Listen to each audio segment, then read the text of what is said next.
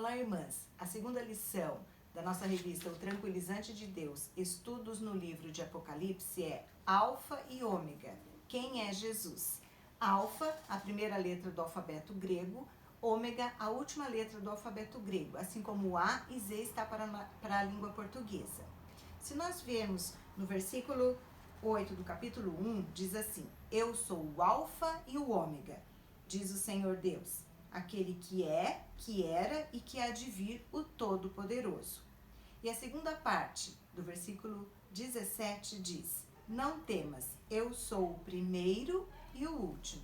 Então Jesus é comparado ao primeiro e à última letra do alfabeto grego. Do início da criação do mundo, o Deus Todo-Poderoso, até o final é Jesus. Do começo, durante todo o seu reinado, até o final, é Jesus. Isso significa que o final não significa final, morte, mas sim vida eterna para sempre. Antes de mostrar a visão de Jesus glorificado, João descreve quem é Jesus. Abra aí na sua Bíblia, capítulo 1, a partir do versículo 4. Diz assim: João às 7 igrejas que se encontram na Ásia, graça e paz a vós outros, da parte daquele que é, que era e que há de vir, da parte dos 7 espíritos que se acham diante do trono, e da parte de Jesus Cristo, a fiel testemunha, o primogênito dos mortos e o soberano dos reis da terra. Aquele que nos ama, pelo seu sangue nos libertou dos nossos pecados e nos constituiu reino, sacerdotes para sempre. Para Deus Pai, e a glória e o domínio pelos séculos dos séculos. Amém. E eis que vem com as nuvens, e todo olho verá, até quantos o traspassaram, e todas as tribos da terra se lamentarão sobre ele. Certamente. Amém. Então vocês vejam, que, primeiro, ele é a fiel testemunha. Jesus é o revelador da vontade do Pai. Ele é o próprio Deus Criador. Ele é o primogênito dos mortos. E o que isso significa? Ele foi o primeiro a ressuscitar em glória, para sempre está vivo. Ele matou a morte. Terceiro, ele é o soberano dos reis da terra. E o que isso significa? Ele está acima de qualquer reinado ou autoridade terrena. Ele está acima de reinos, de nações, de impérios e presidentes. E o seu reino jamais terá fim. E tem tudo em suas mãos. Por que nós devemos adorá-lo? Lá no versículo 6 diz, 5, aquele que nos ama. Então nós devemos adorá-lo por quê? Porque ele nos ama, ele nos libertou dos nossos pecados e ele nos constituiu reinos e sacerdote. Então olha só, a igreja, ela não foi amada e libertada para nada. Foi para participarmos com ele da redenção. Em 1 Pedro 2,9, nós lemos o seguinte: Vocês, porém, são geração eleita, sacerdócio real, nação santa, povo exclusivo de Deus, para anunciar as grandezas daqueles que os chamou das trevas para a maravilhosa luz. Então, capacitando a igreja para proclamar a redenção ao mundo. Então, podemos conhecer Jesus, pois ele é revelador da vontade do Pai. Primeiro, ele revela a santidade de Deus na sua vida perfeita. 2. Ele revela a graça de Deus em sua morte e ressurreição. 3. Ele revela o amor de Deus e seus cuidados para com seu povo. E 4. Ele revela o juízo de Deus em sua volta gloriosa. E nós também vemos que ele, além de revelador da vontade do Pai, ele é o protetor da igreja. Vamos ler lá do versículo 9 até o versículo 13. Eu, João, irmão vosso e companheiro na tribulação, no reino e na perseverança, em Jesus, achei-me na ilha de Patmos, por causa da palavra de Deus e do testemunho de Jesus. Achei-me em espírito no dia do Senhor e ouvi por trás de mim grande voz como de trombeta, dizendo: o que vês escreve em livro e manda às 7 igrejas: Éfeso, Esmirna, Pérgamo, Tiatira, Sardes, Filadélfia e Laodiceia. Voltei-me para ver quem falava comigo, e voltado vi 7 candeeiros de ouro, e no meio dos candeeiros um semelhante a filho do homem, com vestes talares e cingido à altura do peito com um cinto de ouro. A sua cabeça e cabelos eram brancos como a alva lã. E assim nós vamos ler depois mais alguns.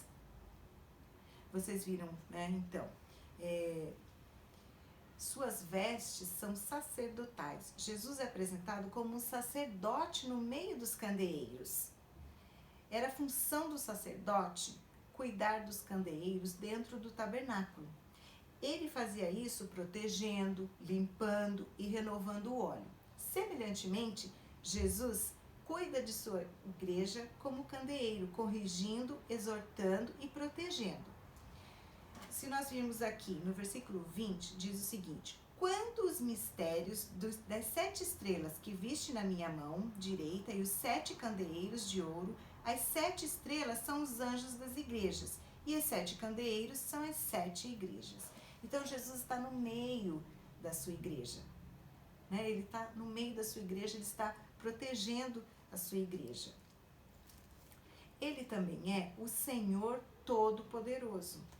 Do versículo 14 ao 19, né, nós podemos ler: a sua cabeça e cabelos eram brancos como a alva lã, como neve, os olhos como chamas de fogo, os pés semelhantes ao bronze polido, como de refinado numa fornalha, a voz como a voz de muitas águas. Tinha na mão direita 7 estrelas e da boca saía uma afiada espada de 2 gumes. O seu rosto brilhava como o sol na sua força. Quando o vi, caí aos seus pés como morto, porém ele pôs sobre mim a mão direita, dizendo: não temas, eu sou o primeiro e o último. Olha só, eu gostaria de citar para vocês uma parte do livro de Hernandes Dias Lopes, que é o Apocalipse, o futuro chegou. Ele diz o seguinte: seus cabelos não estão cheios de sangue, mas são alvos como a neve. Seus olhos não estão inchados, mas são como a chama de fogo.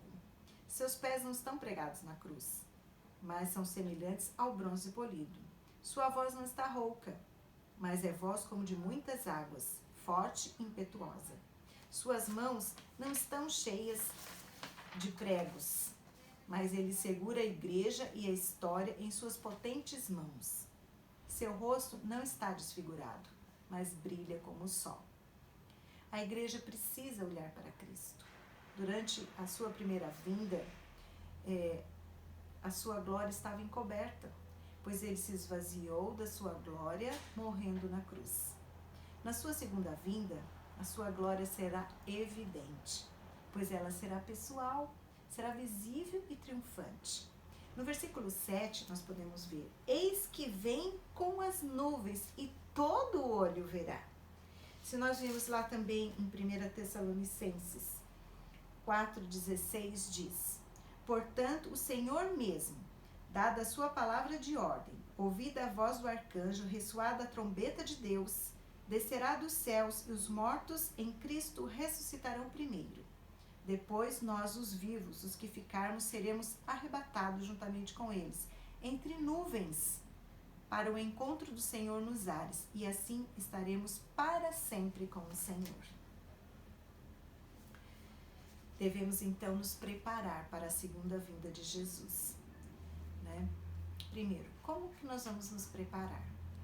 Aceitando-o como Salvador e Senhor, se você ainda não o fez. Ou se você já aceitou seu sacrifício, deve viver uma vida santa, de consagração e renovação. Devemos vigiar e orar. É mais que uma comunicação, é um relacionamento com Jesus. Nós devemos ter alegria no Senhor, pois Ele é a nossa força. Não importa as circunstâncias, não é? A força de Jesus vai nos ajudar nas nossas circunstâncias. devemos proclamar a sua volta, né? Não ter medo, mas ter alegria. E eu queria perguntar algumas coisas para você. Você conhece realmente Jesus e está preparada para a sua volta? Cristo é uma realidade na sua vida? É um pensamento que traz conforto e consolo ao seu coração em tempos difíceis, de tribulação, de perdas e de perseguição? Há um desejo de santificação e um temor diante das tentações? Saiba que Jesus, ele se importa com você. Ele te ama e quer ser conhecido cada vez mais por você. Ele deseja essa intimidade, ele deseja te conhecer. Por isso, você deve buscá-lo em oração e em todos os momentos da sua vida, pois ele sabe das suas tribulações, ele sabe o que se passa com você, assim como sabia o que se passava com João e a sua igreja. Por isso ele trouxe essa mensagem. É uma mensagem de fé, uma mensagem de esperança, uma mensagem para que a igreja permanecesse fiel e perseverante, mesmo nos momentos mais difíceis. E essa também é uma lição para nós nos dias de hoje. Ele falou às 7 igrejas, mas falou para todas as igrejas. E é para nós também, né? Então, eu compartilho com vocês essa lição e peço que vocês também, pelo testemunho que vocês têm dado, que também compartilhem e falem de Jesus às outras pessoas, né? Testemunhem sobre esse Jesus, tá bom? Que Deus abençoe cada uma de vocês e até a próxima lição. Obrigada.